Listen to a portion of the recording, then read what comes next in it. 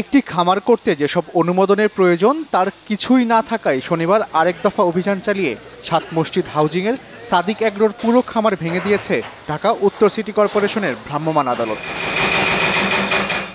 অভিযান সংশ্লিষ্ট কর্মকর্তারা জানিয়েছেন, সাদিক এগ্রোর খামারটি ছিল একেবারে রামচন্দ্রপুর খালের পাড় ঘেঁষে। অথচ খালের প্লাবনভূমির ৩০ ফুটের মধ্যে কোনো স্থাপনা নির্মাণ না করতে উচ্চ আদালতের আদেশ রয়েছে।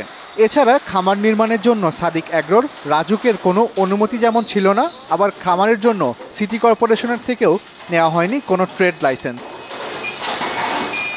আমার বাম সাইডে আমার সিনিয়র স্যার প্রধান সম্পত্তি কর্মকর্তা স্যার আছেন, উনি জানেন খালের পাশে ভবন করতে হলে ওনার কাছ থেকে সিটি কর্পোরেশনের কাছ থেকে কিন্তু একটা ছাড়পত্র নিতে হবে স্যার।